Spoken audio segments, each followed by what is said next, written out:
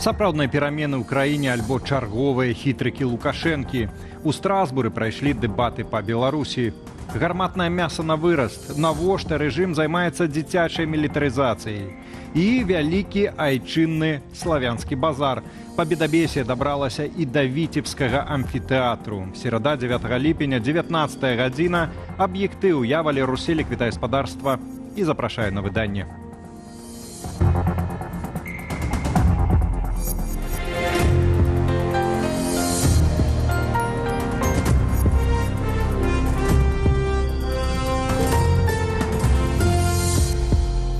У Страсбуры на сесіі Еўрапейскага парламенту прайшлі дэбаты наконт сітуацыі ў Беларусі. Абмяркоўвалі найперш тое, ці сведчыць вызваленне Сергея Ціханаўскага і шэрагу іншых палітвязняў пра сапраўдныя перамены ў нашай краіне. Альбо гэта чарговы тактычны крок рэжыму Лукашэнкі. За падзеяй сачыў наш карэспандэнт у Аб'яднанай Еўропе Алесь Сіліч. Час пленарнай сесіі Еўрапарламенту тут, у французскім Страсбуры, адбыліся дэбаты, прысвечаныя Беларусі.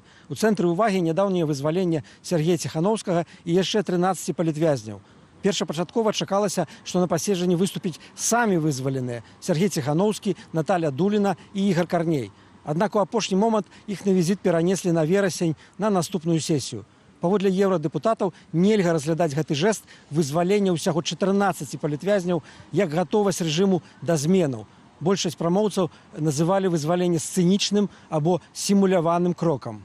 To bardzo ważna debata w Parlamencie Europejskim. Гэта вельмі важныя дэбаты ў Еўрапейскім парламенце. Яшчэ адныя дэбаты пра Беларусь, але ў даволі значны момант. Пасля таго, як Лукашенка выпусціў зняволеных. Я наогул называю іх закладнікамі рэжыму Лукашэнкі. Гэтыя дэбаты павінны паказаць, што Еўрапейскі звяз захоўвае сваю ранейшую пазіцыю ў дачыненні рэжыму Лукашэнкі. Вызваленне некалькіх, нават дзясяткаў людзей не можа змяніць нашае стаўленне да гэтага рэжыму. Паводле Гасіеўскай, толькі поўнае вызваленне ўсіх палітвязняў і спыненне рэпрэсіяў можа зрабіцца падставаю для дыялогу з афіцыйным Менскам. Такую ж думку выказаў і еўрадэпутат, намеснік старшыні ў сувязях з Беларусю Еўрапарламенту Міхал Кабоска.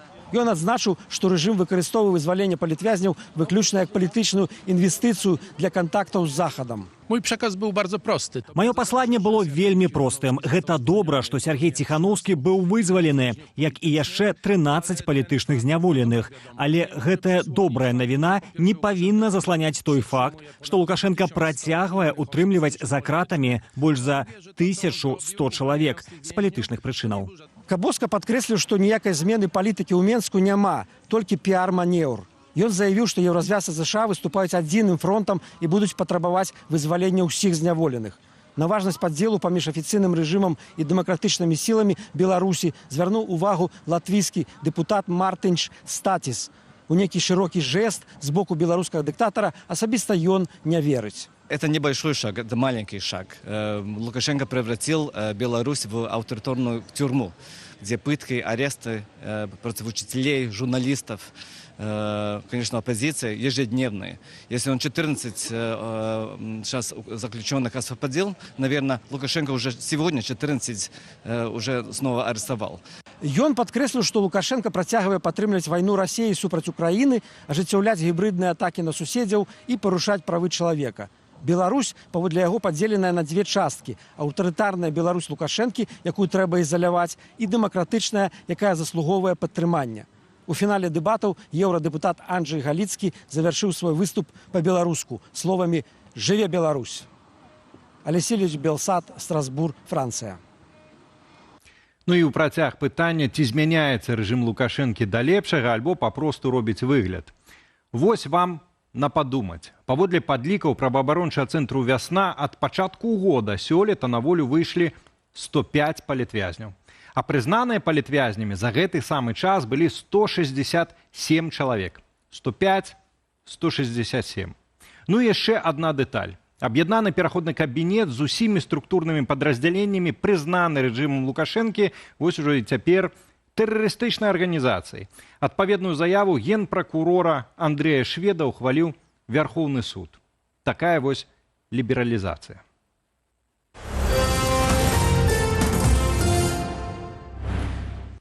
У Беларусі масавы банкаўскі збой. Сёння кліенты Беларусбанку, Белаграпрамбанку і Белінвестбанку пачалі скардзіцца на знікненне грошай з картак. У некаторых баланс выйшаў у мінус, а правесці аплаты было немагчыма. Паводле беларускага працэсінгавага цэнтру прычына тэхнічны збой у сістэме. Наладзіць працу сістэмы абяцаюць ужо да 22 гадзіны беларускага часу. Працэсінгавы цэнтр просіць у кліентаў прабачэння за нязручнасці. Ну і ў працяг тэмы грошай, дзе ж у Беларусі зарабляюць найбольш. Паводле афіцыйнай статыстыкі, за травень у лідарах Салігорскі раён. Там сярэдні налічны заробак склаў больш за 3500 рублёў. На другім месцы Менскі раён з заробкам больш за 3200 рублёў. А замыкае тройку Астравецкі раён, дзе зарабляюць больш як 2900 рублёў. Дарэчы, у красавіку заробкі ў Астравецкім раёне былі яшчэ лепшыя, больш за 3900 рублёў. Гэта вышэй, чым у сталіцы. І гэта тлумачыцца тым, што ў Астраўцы працуе беларуская АЭС, якая забяспечвае высокааплатныя працоўныя месцы. У топ увайшлі таксама Рэчыцкі і Дзяржынскі раёны, дзе заробкі сягаюць за 2700 рублёў. Сярэдні ж намінальны заробак для Беларусі у красавіку склаў крыху больш за 2600 рублёў. Дзіцячыя вазкі ў выглядзе танкаў, вайсковая форма і нават сапраўдная зброя ў руках. А галоўнае – ідэалагічнае апрацоўванне. Усё часцей у Беларусі дарослыя ўцягваюць дзяцей у мілітарысцкія імпрэзы. І гэта ўжо не простыя гульні ў вайнушку. Навошта дзецям даюць у рукі сапраўдныя аўтаматы? І як гэта ўплывае на псіхіку маленькіх беларусаў? Распавядзе Алесь Яшченко. Патрулююць ваколіцы, дакладаюць памежнікам пра падазроных людзей ды аўты. Вчера и позавчера были обнаружены подозрительные транспортные средства. Гаворка не пра байцоў тэробароны Віктара Хрэніна. На блокпосце ў вёсцы Глыбоцкая на мяжы з Украіною школьнікі. Прапагандысты такія недзіцячыя гульні ухвалілі ў адмысловым сюжэце на канале СТВ. Это добровольная инициатива школьников, которые летом приезжают на отдых в деревню. Сначала ребята сделали импровизированный блокпост и стали патрулировать окрестности. Тогда о группе юных патриотов узнали на пограничной заставе и решили их поддержать. Хаця дзіцячы атрад «Узяў назоў Беларусь» носяць школьнікі савецкія нашыўкі ды расійскія медалі з літарамі Z, напрыклад, удзельнік СВА. Здравия желаю, товарищ лейтенант! Мілітарызацыя ўсё часцей уваходзіць у жыццё маленькіх беларусаў. Сёлета ў чэрвені вучняў Івацевіцкай сярэдняй школы нумар 3, якія адпачывалі ў летніку ў рамках так званага Дня патрыёта, завезлі ў вайсковую частку 7404. Школа выставіла на сваім сайце фотаздымкі. На іх відаць, што дзецям давалі ў рукі агнястрэльную зброю, з якою мэтаю гэта робіцца. Гэта такіх падлеткаў, гэта такое маладое пакаленне. Яны неяк выхоўваюць у сваім русле. Яны такім чынам іх прывязваюць да сябе. Бо падлеткам цікавы такія экстрэмальныя формы паводзін. Як жа такая мілітарызацыя ўплывае на псіхіку дзіцяці? Дзіцёнак зразумее, што ўсе яго праблемы ў першую чаргу можна будзе вырашаць мілітарызавана. Гэта праз нейкі ціск на іншых людзей, праз нейкую зброю уласнага самаробства таксама, праз нейкія, скажем так, канфлікты. Днямі выданне «Флагшток» паведаміла пра адкрыццё ў Мазыры новага вайскова-патрыятычнага клубу ўнутраных войскаў Міністэрства ўнутраных справаў. Як летась рапартаваў МУС, агулам па Беларусі такіх клубаў больш за 150. Іх наведваюць больш як 5,5 тысяч школьнікаў. Алесь Яшченко, Белсад. Мінулай ноччу Расія запусціла на тэрыторыі Украіны рэкордную колькасць беспілотнікаў, больш за 700, а таксама 7 крылатых і 6 балістычных ракетаў. Большасць з іх атрымалася збіць. Пра ахвяраў і загінулых не паведамляецца, але ў той самы час медыа апублікавалі аўдыёзапіс, на якім Трамп распавядае сваім спонсарам падчас выбарчай кампаніі, што ў часе першага тэрміну пагражаў Пуціну разбамбіць Маскву, калі той нападзе на Украіну. Чым яшчэ жыве свет па-за межамі Беларусі, распавядзе Антон Бяздольны. Міністр обороны США Піт Хексет спыніў пастаўку зброі ўкраіне без узгаднення з Белым домам. Пра гэта паведамляе тэлеканал CNN са спасылкай на ўласныя крыніцы. Раней Дональд Трамп публічна адмаўляў сваю датычнасць да гэтай пастановы і выказваўся за аднаўленне вайсковай дапамогі ЗСУ. У пачатку тыдня Пентагон аднавіў яе, хаця і не ў поўным аб'ёме. Пры гэтым, з інфармацыі CNN, менавіта Трамп пасля самміту НАТО ў Гаазе папрасіў Хексета праверыць запасы боепрыпасаў на фоне ізраільска-іранскай вайны. Паводле вынікаў рэвізіі 1 ліпеня Пентагон спыніў пастаўкі асобных катэгорыяў зброі ўкраінскаму войску, хаця Трамп і не даваў такога загаду.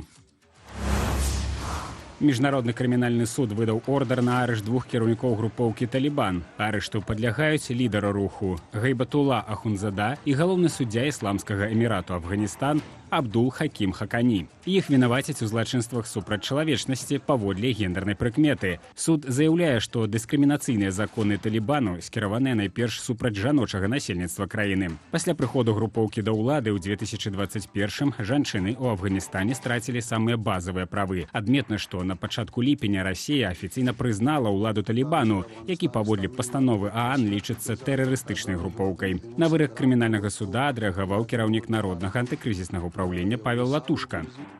Гэтае рашэнне міжнароднага крымінальнага суда мае важнае практычнае значэнне і для расследавання беларускай сітуацыі. Чарга для Лукашэнкі па ордар МКС набліжаецца. Летась Літва падала ў МКС матэрыялы пра трансмежнае злачынства Лукашэнкі супраць беларусаў.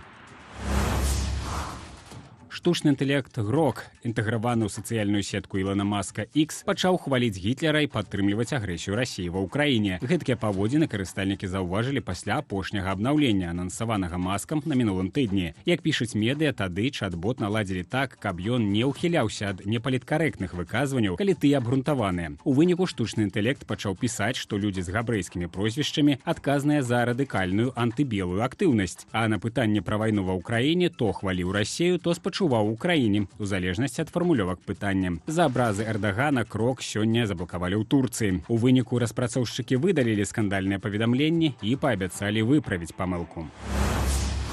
Ад чэрвеньскай спёкі ў Еўропе маглі заўчасна памерці каля 2300 чалавек. Пра гэта гаворыцца ў аналізе лонданскай школы медыцыны і каралеўскага каледжу. Навукоўцы вывучылі звесткі ў 12 еўрапейскіх гарадах, у тым ліку ў Мадрыдзе, Барселоне, Лондоне, Мілане. У сваіх высновах яны адзначаюць, што да 1500 асобаў загінулі менавіта праз змену клімату. Пры гэтым для большасці смерцяў не рэгіструюць прычыны гарачага надвор'я. З інфармацыі еўрапейскай метэаслужбы чэрвень 2025 года стаў самым спякотным за ўсю гісторыю назіранняў. У паўднёвай Еўропе тэмпература перавышала 40 градусаў Цельсія. У асобных пунктах Іспаніі і Партугаліі фіксавалася больш за 45 градусаў. Антон Бяздольны, Белсат.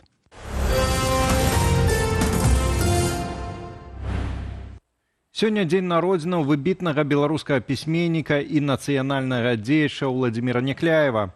Год для спадара Владзіміра быў няпросты, амаль палова яго прайшла ў шпіталях з няспынным болем і без магчымасці пісаць. Але нават у гэткіх абставінах нарадзілася новая паэма з глыбокаю і балючаю назваю «Адзінота». Сёння Владзіміру Някляеву 79. З гэтай нагоды мае калегі падрыхтавалі адмысловае віншаванне, да якога я таксама далучаюся. Вашай увазе верш Владзіміра Някляева, які і праз гады не страчвае сваёй актуальнасці беларускім салдатам. Солдаты, сыны белорусского краю, за братову кроў не возьмите вину. Я Богом прошу вас, я вас заклинаю молитвами, что до яго промаўляю. Не идите на гэту чужую войну.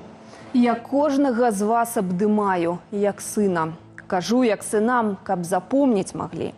Дакуль на зямлі будзе жыць Украіна, датуль Беларусь будзе жыць на зямлі. Я ні да каго варажнечы не маю. Няхай разам з намі Расія жыве, але не такая, што ў брата страляе, што сэрца сястры ў грудзях яе рве. Пакайцеся ўсе, хто ў вайне вінаваты, і, можа, даруе вам Божа віну. Сыны Беларусі, жаўнеры, салдаты, не ідзіце на подлую гэту вайну. У вас ёсць айчына, яе бараніце, каб злыдні са свету яе не звялі, сваёй за чужое, крыві не праліце, каб потым павек на украінскай зямлі, што плача цяпер, перапёлкай у жыце, вас не ўзненавідзелі, не праклялі. Каб дома матулі па вас не рыдалі і каб не шукалі, дзе вас пахавалі, ці проста прысыпалі ў стэпе зямлёй, дзе нават магілы няма ў вас сваёй. Салдаты, сыны беларускага краю, малітвамі ўсімі, што ёсць на зямлі, я Бога малю, каб усе вы жылі, і ўсімі малітвамі вас заклінаю, не вымыйце рукі ў братняй крыві. Жыві Беларусь, Украіна, жыві. Ну што ж, але ў Беларусі навіны культуры, на жаль, розныя і далёка не заўсёды урачыстыя. Супраць вядомага музыкі Олега Хаменкі завялі крымінальную справу, паводле якога артыкулу пакуль што невядома.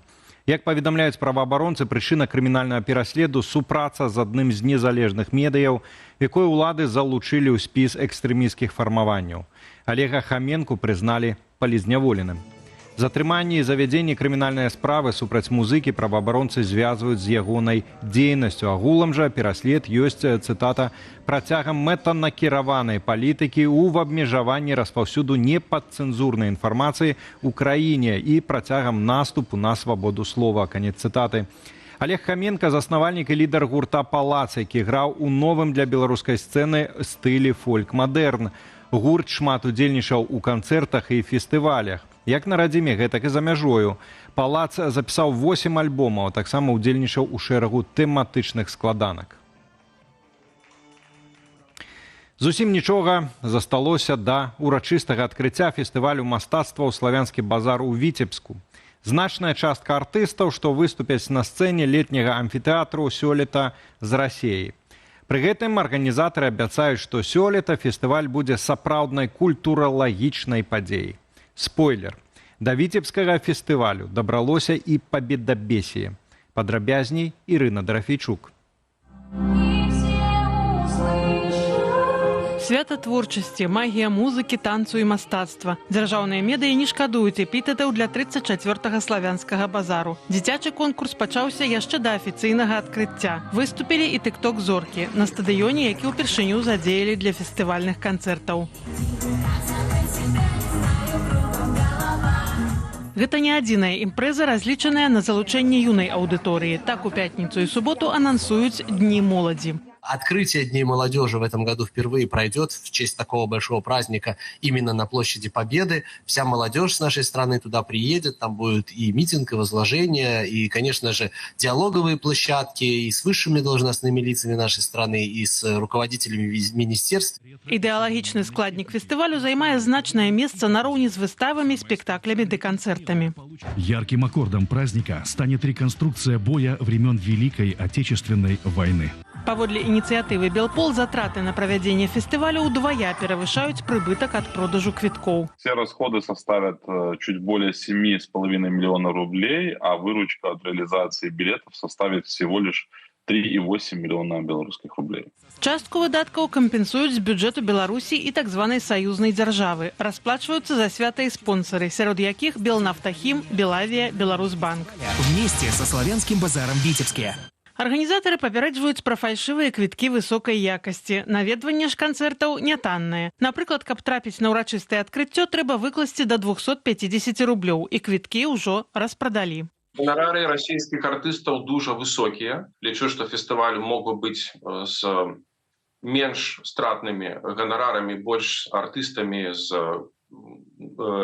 ближайших краін заходу, бо нейкі латышскі файны артыст каштаваў бы танней, ніж, выбачайце, там людзі з Москвы. Фестываль «Славянскі базар» існуе з 1992-го, і кола яго ўдзельнікаў было шырокім. У розныя гады на сцэне летняга амфітэатру выступалі артысты з больш як 60 краінаў, у тым ліку зоркі сусветнага ўзроўню. Цяпер жа дамінуе Расія. Памежны камітэт нагадвае, што падчас фестывалю госці з 71 краіны свету змогуць наведаць Беларусь без візаў. Умова – набыты квіток на канцэрт. Аднак разлічваюць бадай на гледачоў з Расіі. Беларуская чыгунка ўвяла дадатковае злучэнне паміж Віцебском и Москвой. Всем диктаторам нужны такие вот зрелища. И ведь это касается не только самого, скажем так, славянского базара. Практически все в Беларуси является абсолютно убыточным и содержится за счет государства, просто так хочется Лукашенко. Лукашенко практычна заўсёды прысутнічае на фестывалі. А ці патрэбная гэта імпрэза беларусам? В будучай Беларусі трэба будзе рабіць яго рэбрэндынг, каб ён не быў такім ідэалагічным, нездаровым, штучным нейкім акумулятарам, а быў натуральным, быў натуральнай культурніцкай з'явай, якая мае інтэграцыю культураў побач. Аднак паводле музыкі справа гэта будзе нялёгкая, з увагі на прапагандысцкі шлейф і цяперашнюю стратнасць славянскага базару. Ірына Дарафейчук, Белсат.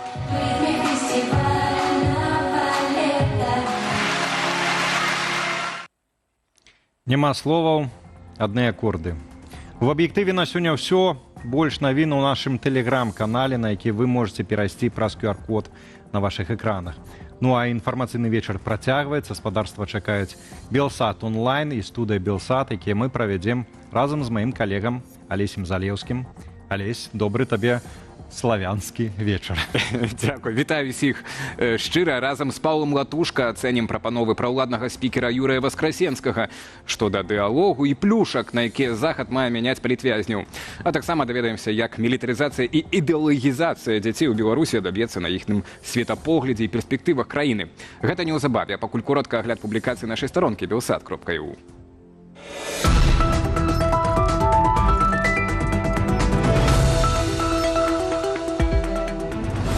Святлана Ціханаўская заклікае Трампа не ўзнагароджваць Лукашэнку за вызваленне палітвязняў, але пры гэтым кажа пра гатовасць да перамоваў. Як гэта сумясціць? Наш калега Алесь Наваборскі на сайце Белсату збіраў думкі палітыкаў на гэты конт. Дарацца Святланы Ціханаўскай Франак Вячорка тлумачыць, ціск і дыпламатыя мусяць існаваць разам, каб быў сэнс размаўляць і каб не саступіць дарма. Крытыкі ж кажуць пра крывадушнасць і рызыку правалу магчымасцяў.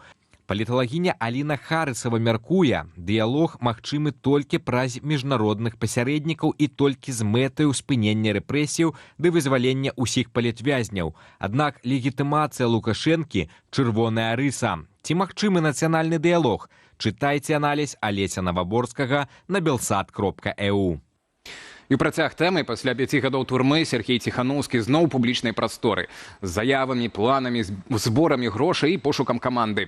Але паводле палітолага Александра Класкоўскага ён нібы застаўся ў 2020-м. Спяшаецца, памыляецца, не заўважае новай рэальнасці і выклікае скепсіс нават сярод сваіх паплечнікаў. Уласным меркаваннем палітычны аналітык выдання «Позірк» падзяліўся ў эфіры праграмы «Вот так». Класкоўскі нагадвае, што за апошнія 5 гадоў было ўжо дастаткова ініцыятываў, якія прасілі ў беларусаў рэсурсы, але трымалі свае задумы ў сакрэце, спасылаючыся на тое, што менскія ўлады не павінны ні пра што даведацца. Ніякіх станоўчых вынікаў гэта не дало. Быў план перамога, што лопнуў як мыльная бурбалка. Многія людзі, якія запісваліся ў гэты нібыта сакрэтны план, потым трапілі пад прэсінг сілавікоў і апынуліся ў турмах. Ці здольны Ціханаўскі вучыцца на памылках і ці не аказаўся ягоны рэвалюцыйны камбэк запланаванай пасткаю? Чытайце на belsat.eu. Чэрвень і пачатак ліпеня запомніліся бесперапыннымі атакамі расейцаў ва ўкраіне. Акупантам удалося захапіць дзясяткі квадратных кіламетраў новых тэрыторыяў. Ударныя групоўкі расейцаў спрабуюць прарвацца да Пакроўску. Наш калега Макар Мыш аналізуе сітуацыю ва ўкраіне на belsat.eu. Расія змяняе тактыку, актыўна атакуе тэрытарыяльныя цэнтры камплектавання, аналагі ваенкаматаў, выводзячы з ладу каля 10% з іх і наносіць удары па грамадзянскай інфраструктуры. Украінцы адказваюць ударамі ў тыл, але страты вялікія, а заходняя дапамога прыходзіць запозна. Ці вытрымае Украіна гэты націск і ці сапраўды лёс Пакроўску вызначыцца ўжо найбліжэйшымі днямі? Поўны разбор падзеяў на фронте шукайце на сайце Белсату. Прэзідэнт ЗША, самагон, ды беларускі лес. Гэта пра новы фільм на Amazon Prime, якога вы дакладна не чакалі. У камедыйным баевіку кіраўнікі дзяржаваў Джон Сіна ды Ідрыс Элба граюць лідараў ЗША і Брытаніі, якія пасля нападу апынаюцца ў беларускіх лясах. І тут пачынаецца сапраўдны сюр. Суцэльны лес, вёскі з гопнікамі, што п'юць самагон з рыльца. Ні слова па-англійску, шмат мацюкоў і ніводнага кадра Менску. Беларусь паказана як краіна, што захрасла ў 70-х, дзе нават палітыкі мусяць біцца за машыну, каб дабрацца да тэрыторыі НАТО. Чаму ў стужцы столькі алюзіяў на падзеі з Пратасевічам і што сапраўды фільм кажа пра нас? Жарты, стэрэатыпы ды дзіўны вобраз краіны. Чытайце грунтоўны аналіз фільму на сайце Белсату.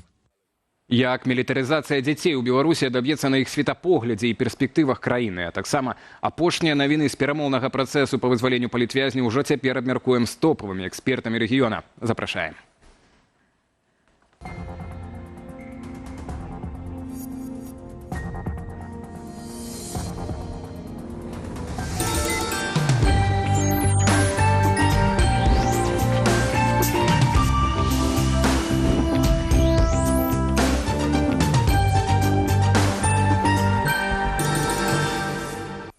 Сябры, дзякую за тое, што застаецеся з Белсатам. У нас ёсць заўсёды пад стрымам інструкцыя, як глядзець нас і падтрымліваць бяспечна і падтрымліваць таксама. Таксама запрашаем удзельнічаць вас у нашым стрым-чаце.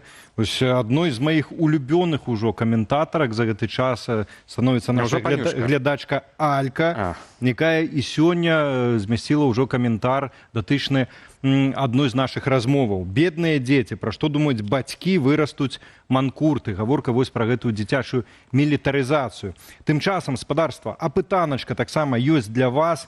Калі ў Беларусі не будзе палітвязняў? Вось такое пытанне для вас. І адказы. Калі не будзе Лукашэнкі, адразу скажу, 82% спрагаласавала на дадзены момант. Калі здымуць санкцыі з Беларусі, 0% прагаласавала. Хто не верыць, што ацяпленне дасць нейкі вынік. Абсалютна. Палітвязні будуць заўсёды 17% і палітвязняў у Беларусі няма. Амаль дацягнулі да злашчасных 3%. 20% прагаласавалых у нас ёсць. Ну, за гэтую пытанку Павел Латушка з намі на відэасувязі будзе трымаць не удар, але нашыя пытанні. Прынамсі, а пакуль што ўласна да тэмы перамоваў за апошні год было вызвалена больш за 300 палітвязняў. Александр Лукашенко падчас прамовы 3 ліпеня анансаваў вызваленне чарговай партыі, і хоць адначасова ўлады працягваюць набіраць новых закладнікаў, у дэмакратычных сілаў зноў разгарэліся дэбаты.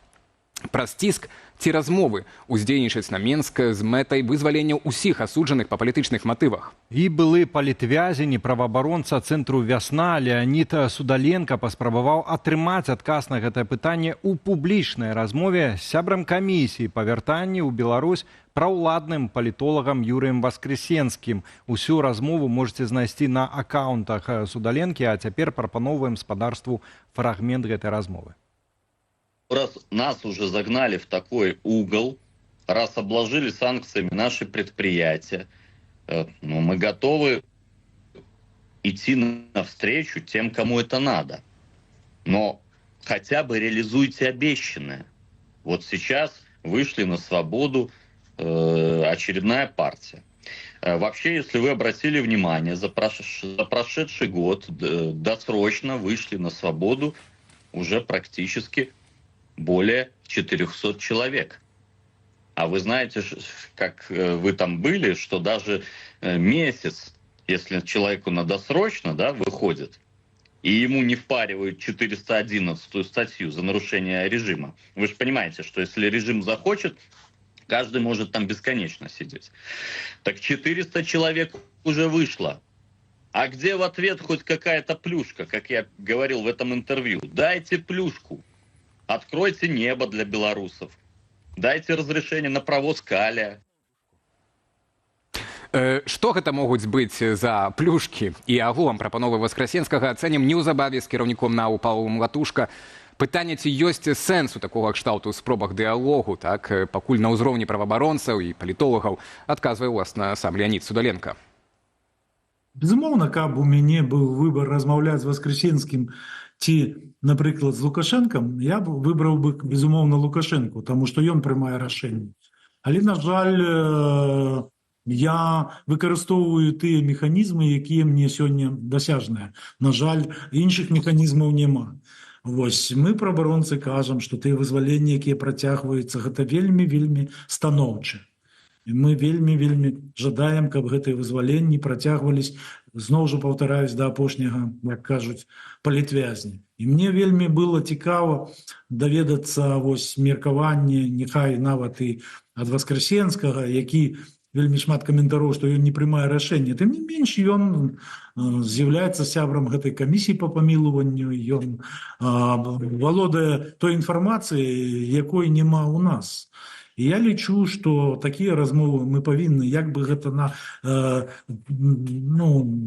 якую крытыку ў свой бок мы не чулі, тым не менш такія размовы трэба працягваць. Таму што наш нобелеўскі лаўрэат Алесь Бяляцкі з-за кратаў у кайданках казаў пра нацыянальнае прымірэнне. І все равно рано ці позна усе мы да гэтага прыйдзем. Давайте паглядзім на гісторыю астатніх краін, дзе такія працэсы адбываліся, і все равно усе прыходзілі краіны так ішлі інакш, з рознымі інструментамі, з рознымі там магчымасцямі, тым не менш садзіліся і размаўлялі. Я лічу, што калі будзе мяняцца сітуацыя, магчыма, Васкрасенскі сам будзе грукацца, вось як было ў гэты раз. А магчыма, я пагрукаюсь. Я, напрыклад, у сакавіку пагрукаўся да яго, але ён сказаў, вядуцца важныя перамовы з амерыканскім бокам, і наша гутарка можа нашкодзіць. І бачым, што ён не хлусіў. То бок, гэтыя перамовы прывялі к вызваленню Сергея Ціхановскага. Тым не менш, выснова гэтай размовы, мне падаецца, можа быць, палягаць у наступным. Санкцыі працуюць. Мы бачым, як рэжым Лукашэнкі рэагуе на гэта. Уласна, санкцыі працуюць, а чаму пакуль не працуе паўнавартасны дыялог паміж рознымі лагерамі беларусаў? Павел Латушка, кіраўнік народнага антыкрызіснага ўпраўлення і адзін з удзельнікаў перамоўнага працэсу паміж Менскам і Захадам у 2015-м, як сёння спадар Павел сам прызнаўся ў інтэрв'ю, знаходзіцца з намі на відэасувязі, уласна, і даведаемся ад яго. Вечар добры, спадар Павел, вам. Добрый вечар. Добрый вечар, вітаю вас. Спадар Павел, магчыма, можа, гэта жартам, толькі варта ўжо у прадстаўленні вас дадаваць яшчэ і тэрарыст, прынамсі, вачыма рэжыму Лукашэнкі. Але паслухайце, сёння вы ў інтэрв'ю Reform News заявілі сярод іншага, што мяч цяпер на баку афіцыйнага Менску. Вось гэты тэрарыстычны статус, который прыляцеў у тым ліку ў ваш бок, гэта вось гэты пас, гэта вот знак таго, наколькі хоча ввогуле гуляць у гэты футбол, перамаўляцца з вами, з дэмакратычнымі сіламі рэжыму Лукашэнкі. Альбо гэта, супадзенне, так бывае, што зробіш. Тут не пра перамовы і пра дамоўленасці з намі, з дэмакратычнымі сіламі. Тут пра стратэгію рэжыму Лукашэнкі. З аднаго боку мы чуем заклікі аб тым, што варта знізіць крытычную рыторыку ў адносінах да Лукашэнкі. Гэта азначае, што мы павінны стаць на заднія лапкі, падняць ручкі і сказаць тое, што ён хацеў. Просім прабачэння, памілуй нас, калі ласка. Памятаеце, як ён казаў яшчэ пару гадоў таму назад і неаднойчы паўтарыў, на каленях. На каленях прыпаўзіце, папрасіце ласкі, і, магчыма, я дам вам гэтую ласку. То гэта не пра гэтае пытанне. Пытанне пра яго стратэгію. А стратэгія яго якраз-такі ў эскалацыі напружанасці і агрэсіі. Яна вынікае і ў бок, яна ідзе і ў бок міжнародных партнёраў. Паглядзіце, што ён сказаў у адносінах да прэзідэнта Злучаных Штатаў Амерыкі Трампа 3 ліпеня.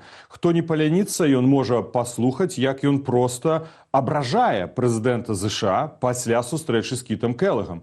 Прабачце, я быў бы здзіўлены, калі амерыканскі бок на гэта будзе рэагаваць спакойна, таму што ён кажа, што ён непаслядоўны, з раніцы ён кажа адно, вечарам ён іншае, няхай ён толькі паспрабуе хоць слова сказаць, не паліць зняволеных, то я ўвогуле нікога не вызвалю. Адначасова мы бачым рост рэпрэсій у Беларусі, асабліва да пяцігоддзя нашых пратэстаў. Мы чуем пра тое, што мы бачым, што Верхоўны суд Лукашэнкі прызнае аб'яднаны пераходны кабінет тэрарыстычная арганізацыя. Мы бачым, колькі ідзе спробаў нават атакаваць прадстаўнікоў дэмакратычных сілаў, як актывізавалася дзейнасць спецслужбаў Лукашэнкі. То есть ён узмацняе свае крытычна негатыўныя дзеянні, а частка наших партнёраў по дэмакратычнаму боку кажа: не-не-не, давайте гэта не заўважаць, давайте прасіць у яго ласкі і стаять на каленях. Ну, гэта, мне падаецца, абсалютна неслушная стратэгія. У нас ёсць агульная мэта. Я разумею, усіх у дэмакратычным лагеры, у дэмакратычных сілах. Гэта незалежная, свабодная, вольная Беларусь, але без палітычных рэпрэсій і палітычных зняволеных. Я бы сфармуляваў гэта.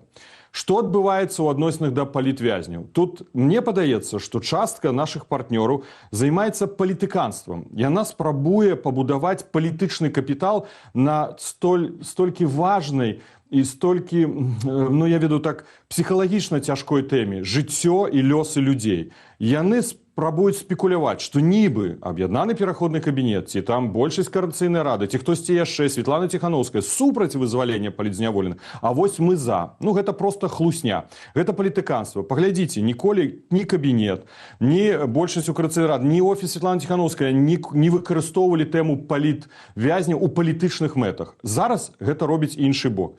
Лукашенко прадае, Воскресенскі прадае тэзіс, што паглядзіце, колькі людзей мы вызвалілі. Але, на жаль, гэта жудасная статыстыка, у тым ліку Цэнтра вясны, кажа аб чымсьці іншым. Сёння апублікавана, я магу сказаць, што са студзеня было вызвалена 105 палітзняволеных на сённяшні дзень, а зноў зайшлі, зноў прызнана палітзняволенымі 167. 105 выйшла, а 167 прызналі палітзняволенымі. Гэта як, ведаеце, хтосьці быў у гатэлі, як дзверы, да? Выходзіш і ўваходзіш. Гэта як карусель. І вось гэты ілжывы прапагандысцкі тэзіс прадае Воскресенскі і ўсе, на жаль, іншыя. Тут трэба зразумець, што нам важны лёс кожнага і кожнай, хто выйшаў на свабоду, але што нам не важны лёс кожнага і кожнай, якіх пасадзіў Лукашенко за гэтыя месяцы. Таму галоўная ўмова – гэта спыніць рэпрэсіі. Спыненне рэпрэсій. Пра гэта, дарэчы, кажа і ў адпаведнай заяве прэс-сакратар Еўрапейскага Саюза, бадай жа учора апублікаваў, што яны прынялі да ўвагі тое рашэнне апошняе Лукашенка, але яны ставяць зразумелыя ўмовы спыніць рэпрэсіі і вызваліць усіх. Сёння ў Еўрапейскім парламенце была велічэзная дыскусія па беларускай тэматыцы. Паглядзіце, абсалютная большасць еўрапарламентарыяў кажуць пра умовы вызвалення ўсіх палітзняволеных. Як дыпламат дасведчаны, які працаваў амбасадарам, скажу так, абсалютна неправільна перад перамовамі паніжаць нашы патрабаванні. Хто дае нам права сказаць, што мы можам задаволіцца вызваленнем 14, 16 асобаў ці 300? Наша умова – это вызваленне ўсіх. Як гэта дасягнуць? Вось тут трэба выкарыстоўваць, мне падаецца, такі інструмент. Камунікацыя ва ўмовах ціску. Камунікацыя ва ўмовах ціску. Бо Лукашенко вызваляе людзей не таму, што ён добранькі, не таму, што ён сваю лысую патыліну падшухаў з раніцы і вырашыў стаць такім гуманным чалавекам, а толькі таму, што дзейнічае ціск. І няма тут ніякіх прычынаў. І я ўжо кажу, на жаль, са свайго мінулага досведу, што менавіта гэта толькі і балела Лукашэнкі. Другое, што яму баліць, гэта прызнанне. Вось з Кітам Келагам ён сустрэўся, гэта відэапрызнанне, фотапрызнанне, ён вызваліў. Яму хочацца адмяніць санкцыі. І вось гэта з'яўляецца той інструмент. Пытанне ў тым, што мы хочам. Мы хочам спыніць усе рэпрэсіі, вызваліць усіх палітзняволеных, дэкрыміналізаваць жыццё грамадскае і палітычнае, каб не было прававых, псеўдаправых падставаў затрымліваць новых палітзняволеных і спыніць экстэрытарыяльныя злачынствы супраць беларусаў за мяжой. Колькі іх за апошні час. Вось гэты наш падыход. Спадар Павел, шмат, да, вы адразу праграмна все выказалі. Ну і нарэшце мы пачулі, бо сапраўды мне было такое пытанне, што значыць вось гэты камбінаваны падыход, пра які вы казалі. Ну, нарэшце мы пачулі, гэта камунікацыя ва ўмовах ціску. І вы таксама узгадалі пра вось гэтыя абразы ў бок кіраўніцтва ЗША Лукашэнкам 3 ліпеня і што за гэта будзе так нейкі адказ. Ну і тут жа пытанне, на якім этапе цяпер так гэты працэс вызвалення ідзе, бо многія кажуць, што толькі дзякуючы ЗША і кантактам ЗША ён і ідзе. Бо сёння, напрыклад, так вы ўжо таксама цытавалі, мне падабаецца еўракамісаркі Кос цытаты пра тое, што прагрэс у Беларусі будзе вымярацца не толькі памілаваннямі, але і поўным дэмантажом сістэмы рэпрэсій. Ці гэтыя абразы з боку Лукашэнкі, адсутнасць гэтых плюшак, пра якія кажа Васкрэсенскі, не значыць, што Менск бачыць, што ЗША таксама збіраецца ісці на вось гэтую жорсткую такую пазіцыю Брюсселя, еўразвяза. Ну, зразумела, што Лукашенко хоча гуляць паміж Вашынгтонам і Брюсселем. Зразумела, што вызваляючы з 14 палітзняволеных, калі выйшаў на свабоду Сергей Ціхановскі, 9 грамадзян Еўрапейскага Саюза, Лукашенко дае такі месседж. Глядзіце, я з амерыканцамі магу дамовіцца нават па пытаннях грамадзянаў Еўрапейскага Саюза. Ён дае такую затраўку. Але мы разумеем з вамі, яшчэ раз паўтаруся, што мы не супраць камунікацыі.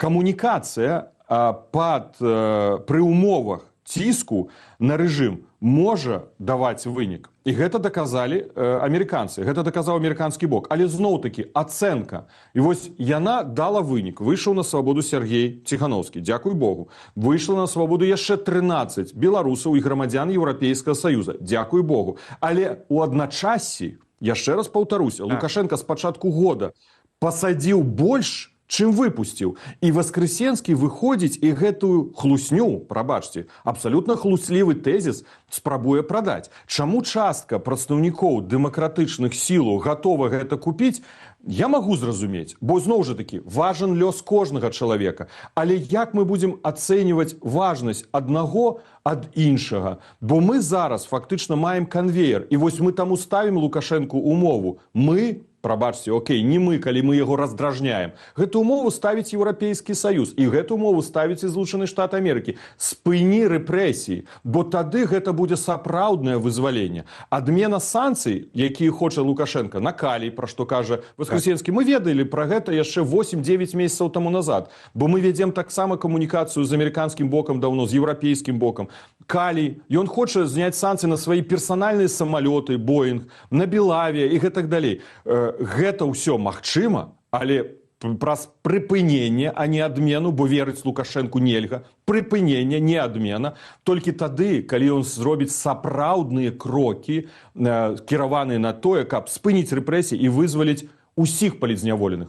Добра, падчас перамоваў могуць быць, прабачце, што мы пра людзях кажам, пра людзей кажам іншыя лічбы, але гэта павінен быць сапраўды моцны крок, яўны. Але давайте не забываць яшчэ одну рэч. І тое, што забываюць падчас гэтай палітычнай дыскусіі. Мы яе не пачыналі. І я вельмі шкадую, што яна адбываецца вось у такім рэчышчы.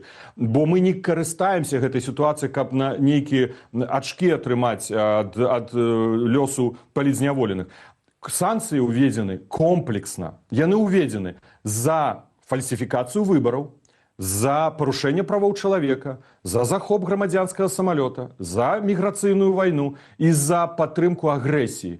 Вось тут ёсць розныя санкцыі, амерыканскія, на 80% гэта звязаны з фальсіфікацыяй выбараў і парушэннем правоў чалавека, еўрапейскія абсалютна наадварот. 80% менавіта за ўсё іншае, а толькі 20% за парушэнне правоў чалавека. Разумееце? Еўрапейцы, на жаль, і сённяшняя дыскусія ў Еўрапарламенце показала, яны не пойдуць на іх адмену, пакуль Лукашенко не зменіць у тым ліку сітуацыю на мяжы. Вы же таксама ўсе чытаеце, колькі атак адбываецца на мяжы з Польшай, з Літвой. Што гэта Лукашенко не можа зрабіць? А не можа, бо ён не суб'ектен. Калі ж ён суб'ектен, няхай гэта зробіць. Ці ён можа расследаваць справу Белаві? Нават штучна, давайте так. Вот штучна узбуджае крымінальную справу, выносіць прысуд дырэктару Белаэранавігацыі і адразу яго памілуе. Ён нават гэта не можа зрабіць, каб вызваліцца ад санкцый на свае прыватна-дзяржаўныя самалёты. Ён можа гэта рабіць. Чаму ён гэта не робіць? Ён пакуль дэманструе, што яго сіла на яго баку. І ён прымушае адмяніць тыя санкцыі, якія не звязаны, на жаль, не звязаны з людзьмі, якія знаходзяцца за кратамі. А іх не адменяць, пакуль не зменіць Лукашенко гэтую палітыку. Міграцыйную вайну, падтрымку агрэсіі і таксама не расследуе справу Белаві. Спадару Павле, паслухайце, ну вось усе гэтыя моманты, пра якія вы цяпер гаворыце, ну ўсё-такі яны, як сказаць, не на тым рынку спрабуе шчыраваць Васкрэсенскі. Ўсё-такі гаворка вядзецца пра ўзаемаадносіны рэжыму Лукашэнкі і еўразвязу найперш, а не перамовы з амерыканцамі, бо і Боінг, гэта справа найперш еўразвязу, адмена для Белаві, вось адкрыцце неба, гэта найперш еўразвяз, міграцыйны крызіс, найперш гэта еўразвяз, вайна, которая ўжо там падаюць і на тэрыторыю еўразвязу, таксама гэтыя снарады і беспілотнікі. Все-таки гэта еўразвяз, а не амерыканцы. Чаму ж Воскресенскі лезе на амерыканскі, скажем так, і праз Воскресенска рэжым Лукашэнкі на амерыканскі рынок? Ён разумее, што з еўрапейцамі ён не дамовіцца, таму што еўрапейцы больш прынцыповыя ў пытаннях вызвалення палітвязняў. Альбо што, у чым справа? Я думаю, што ён гуляе паміж двумя сталіцамі. Ён фактычна спрабуе расшатаць пазіцыю Еўрапейскага Саюза па санкцыях у адносінах да яго рэжыму, выкарыстоўваючы амерыканскі фактар, спрабуючы праз крокі з боку амерыканскай адміністрацыі, якая, ну, напрыклад, уявім сабе сітуацыю, прыпыніць шэраг санкцый, еўрапейцы тады могуць апынуцца ў сітуацыі, што яны не робяць узаемных крокаў у адказ. Гэта такая стратэгія на сённяшні дзень абраная афіцыйным Мінскам, узурпатарам Лукашэнкам, дзеля таго, каб расшатаць даволі прынцыповую пазіцыю Еўрапейскага Саюза. Мы праводзілі сустрэчу з еўрапейцамі ў рамках кансультатыўнай групы, і яны вельмі дакладна даводзяць тэзіс. Змена унутранай рэпрэсіўнай і знешняй агрэсіўнай палітыкі можа прывесці да прыпынення, як мы прапаноўваем еўрапейскім партнёрам, ці адмены санкцый у адносінах да рэжыму Лукашэнкі. Ну, дзеля гэтага патрэбны адпаведныя крокі. Яшчэ раз, мы не ставілі ў 2020 годзе нашу мэту вызваліць палітзняволеных, бо ў 2020 годзе, калі мы пайшлі, нашай мэтай была дэмакратычная, свабодная, вольная, незалежная Беларусь. А сёння мне падаецца, што мы праецыруемся толькі на гэтай важнай, прыярытэтнай, стратэгічнай, я не дыскутую, толькі на гэтай мэце, забываючы, што Лукашенко узурпатор, забываючы, што пакуль ён будзе пры ўладзе, як кажуць, гэта не мае словы, дэпутаты Еўрапарламента, ён не зменіць сваёй рэпрэсіўнай палітыкі, што гэта будзе пастаянны канвейер, і гэты канвейер адбываецца на працягу 30 гадоў. Усе гэтыя дамоўленасці Еўрапейскага Саюза з Лукашэнкам уже мелі месца як мінімум 5 разоў. Гэта ў аднабаковым парадку Лукашенка разрываў гэтай дамоўленасці, і да яго веры няма. Як ён можа аднавіць гэтую веру, паказаць сваю суб'ектнасць, перадусім, што ён у стане гэта рашыць, напрыклад, спыніць падтрымку вайны? Слабо, Александр Егорович, але гэта ж слабо. Ён у стане спыніць міграцыйную вайну, але гэта таксама слабо, таму што ён не суб'ект, ён аб'ект уздзеяння з боку Крамля. А тыя частка нашых калег, яны хочуць нас пераканаць у тым, што Лукашенко гэта ў стане зрабіць. Не трэба нас пераконваць. Да, у мяне таксама пытанне ёсць, а кажуць, часу няма ўжо. Спадар Павел, на жаль, час выйшаў у нас у эфіры, але дзякуй вялікі вам. Нашыя гледачы, дарэчы, цалкам з вами згодны. У пытанні, калі ў Беларусі не будзе палітвязняў, 79% адказваюць, калі не будзе Лукашенко. Я не згодны, Можна мне, рэдактары мяне этот самы пакараюць. У мяне адна толькі ўвага. Вось вы таксама вельмі востра рэагуеце, жорстка адносна тых прадстаўнікоў дэмакратычных сіл, якія сапраўды выступаюць за дыялог, інтэнсіўныя размовы. Не рэагую востра, не, прынамсі так, але прынамсі апаніруеце, так? Не згодны, это ваша ацэнка прыватная. Я не ўваходзіў ніякую дыскусію. Гэта вы прапанавалі дыскусію. Я лічу, што ўвогуле яна не патрэбная. Лепш гэта вырашаць у кабінетах пры сустрэчах, а не публічна. Гэта лёс людзей. Гэта моя пазіцыя. Мы ніколі не выходзілі з атакуючай пазіцыі. Атакуюць нас, вы запрасілі, я просто адказаў. Я не разглядаю тут як нейкі праблему ці канфлікт. Я заўсёды за паразуменне і згоду. Вось, я менавіта пра гэта. Пра тое, пра што казаў Леонід Судаленко, у тым ліку падчас сваёй размовы з Воскресенскім пра нацыянальнае прымірэнне. Вось вы сказалі, што ёсць тактычная мэта, гэта вызвалення палітвязняў, ёсць тая стратэгічная супермэта ў 2020 годзе пастаўлена, да, там свабодная дэмакратычная Беларусь, але нацыянальнае прымірэнне, бо ў Беларусі ж не Лукашенко всю краіну трымае, а ў Беларусі таксама і многія беларусы, которые знаходзяцца і пад уплывам Лукашэнкі, і прапаганды. Нацыянальнае прымірэнне нерэальна, гэта ідэалістычны сцэнар, нерэальна. Лукашенко дазволіць на нацыянальнае прымірэнне, каб памірыліся, а мы і не сварыліся, беларусы ў Беларусі і беларусы за мяжой. Паміж кім і кім была сварка? З Лукашэнкам? то я з ім прымірацца як бы не бачу сэнсу. Я хацеў бы яго пабачыць у горадзе Гага. І спадзяюся, што ў чарзе ён стаіць, і эта чарга, дзякуючы ўчарашняму ордэру, у тым ліку лідарам Талібану, набліжаецца. Вось у чым мае падыход да Лукашэнкі адносна да прымірэння з ім. Спадар Павел, гэта яшчэ глобальная тэма, якую, спадзяемся, разам яшчэ абмяркуем, і пытанне замірэння, і пытанне, дзе судзіць Лукашэнку, у Гаазе, альбо, можа быць, у Менску, і гэтак далей. Дзякуй вялікі вам за сённяшнюю размову. Павел Латушка, кіраўнік НАУ, намеснік кіраўніцы АПК, быў з намі на відэасувязі. Ну і да іншай тэмы, у медыі трапляе ўсё больш выпадкаў, калі ў Беларусі з маленства прывучаюць дзяцей да зброі. Даваць адпор ворагу, служыць дзяржаве. Як гэта адаб'ецца на іхным успрыманні свету? На мяжы Беларусі і Украіны ў вёсцы Глыбоцкая з групы школьнікаў арганізавалі дзіцячы блокпост. Хлопчыкі, якія прыехалі на летнія канікулы да бабуляў, патрулююць наваколле, рэгіструюць падазроныя машыны ды робяць справаздачу памежнікам. У некаторых дзяцей на гімнасцёрках савецкія нашыўкі, а ў аднаго з іх ёсць медаль з сімволікай так званай СВО. Школьнікі назвалі сваё падраздзяленне «Беларусь», прыдумалі статут, пазыўныя і нават прайшлі навучанне ў мясцовага памежніка. Прапагандысты ў сваім сюжэце на адным з дзяржаўных тэлеканалаў у захапленні ад такога вынаходства. Аднак самая ідэя ўзброенага патруля для дзяцей выклікае шмат пытанняў. Нядаўна выданне «Флагшток» паведаміла пра адкрыццё ў Мазыры новага вайскова-патрыятычнага клубу ўнутраных войскаў МУС пад назваю «Беркут». Агулам па Беларусі такіх клубаў больш за 150. Іх наведваюць больш як 5,5 тысяч школьнікаў. Уже цяпер з намі на відэасувязі знаходзіцца псіхалагіня альбо псіхолог Алла Мартинович. Спадарня Алла, вітаем вас. Вечар добры, спадарня. Паслухайце, ну вось давайте адразу з канкрэтнай сітуацыі. Ёсць бацькі, которые выхоўваюць, частка бацькоў, якія выхоўваюць сваіх дзяцей у такім духу антымілітарызму. Няма дома пісталецікаў, танчыкаў, гэтак далей.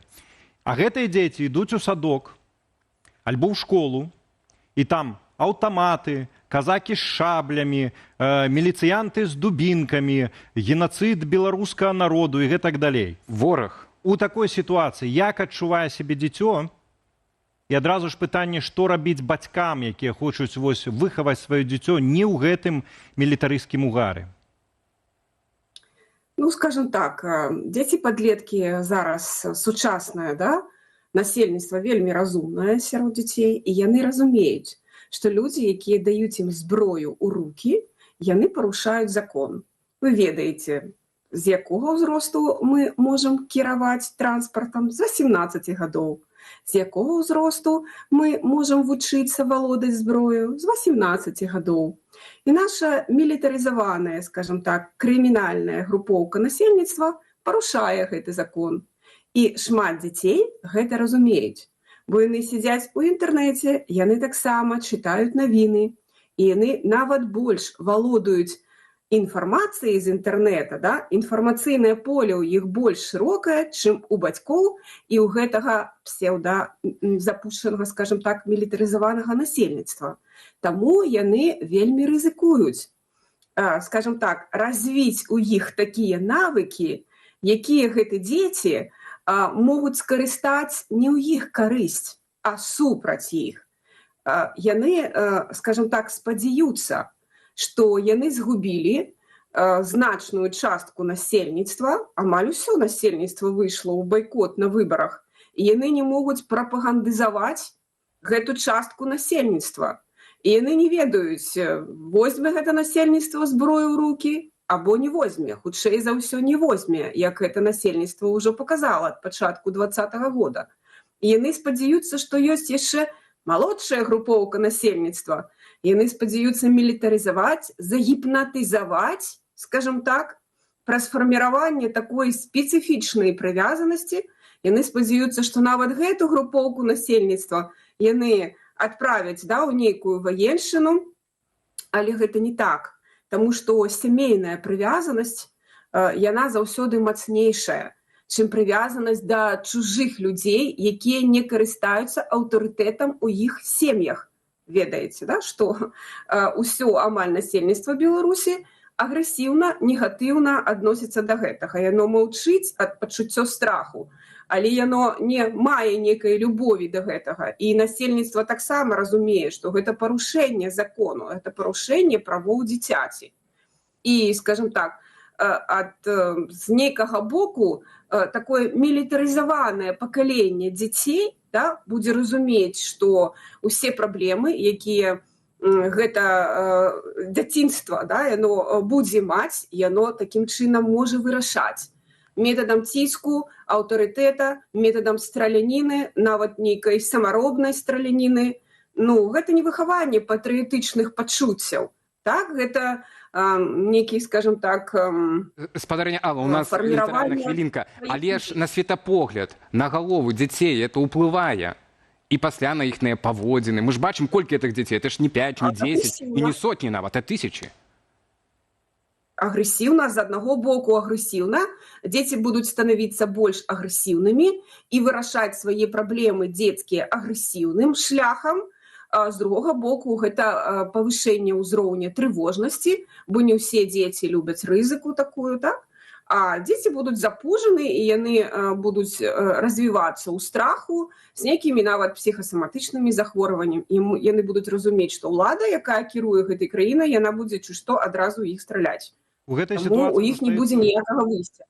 У гэтай сітуацыі застаецца толькі звярнуцца яшчэ раз да бацькоў, заклікаць любіць сваіх дзяцей і быць для іх сапраўднымі аўтарытэтамі, прывіваць сапраўдныя каштоўнасці. На жаль, час у нас выйшаў. Дзякуй вялікі вам за сённяшнюю размову. Я хочу нагадаць, Алла Мартинович, псіхолог, была з намі на відэасувязі. На гэтым у нас усё ў студыі Белсат. Будзем удзячныя за ўпадабанні і каментары пад нашай трансляцыяй у Ютубе. Там жа вы знойдзеце інструкцыю, як зрабіць гэта бяспечна. Ну а цяпер прапаноўваем спадарству агляд найцікавейшых публікацый з сацыяльных сетак. Белсат онлайн вашай увазе.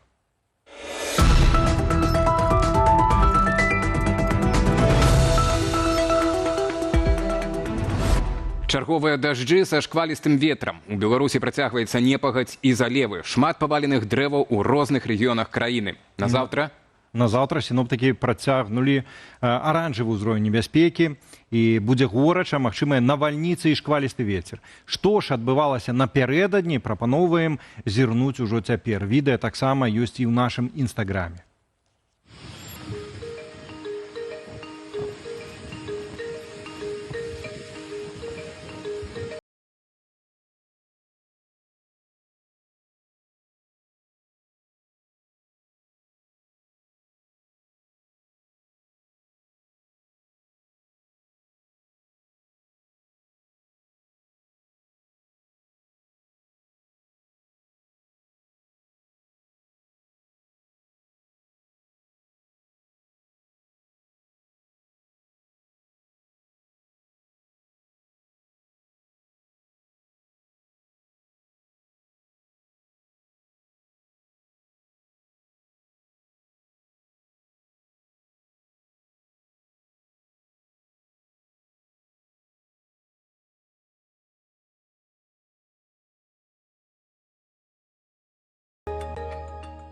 І да іншай тэмы духоўны лідар тыбецкага будызму Далай-лама заявіў, што са смерцю ягоны шлях не завершыцца. Ён пацвердзіў намер захаваць інстытут перараджэння і паабяцаў вярнуцца ў новым увасабленні. І, са словаў Далай-ламы, ягоны афіцыйны офіс мае выключнае права вызначаць, хто ёсць ягоным пераемнікам. У будызме вераць, што перанароджанага лідара знаходзяць праз асаблівыя знакі ды прыкметы. Гэтая заява выклікала незадаволенасць у Пекіне. Відэа вашай увазе ўжо цяпер і ў нашым фэйсбуку.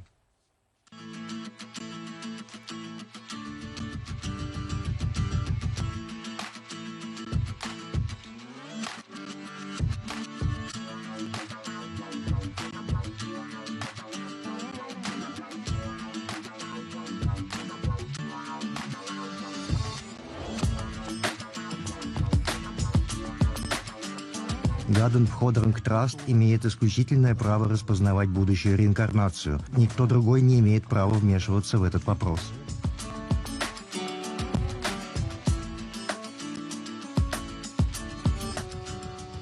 Не могу не похвалиться, я был у той мясцовасці недалеко от того места, где жыве Далай-лама. Дарэчы, быў я і у Старадарожскім раёне Меншыне, дзе у аграгарадку Прусы здаралася кранальная гісторыя. Мясцовыя жыхары заўважылі бусляня, якое заблыталася ў вяроўцы і звісала ўніз галавою з гнязда.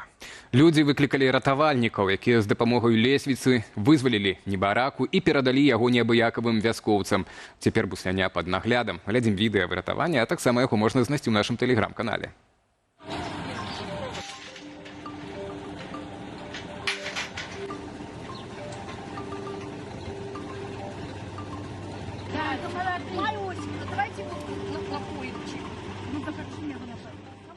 На турыстычным маршруце паміж Івянцом і Ракавам падарожнікі нечакана сустрэлі рысь з кацянятамі. Усё пачалося з незвычайных гукаў у лесе, а праз некалькі імгненняў з гушчару з'явіліся малыя рысяняты, а ўдалечыні была відаць дарослая самка. І турысты праявілі, дзякуй Богу, разважлівасць, пастанавілі не набліжацца і ціха сышлі, каб не турбаваць дзікую сям'ю. Відэа незвычайнай сустрэчы ўжо цяпер, а таксама ў інстаграме Белсату.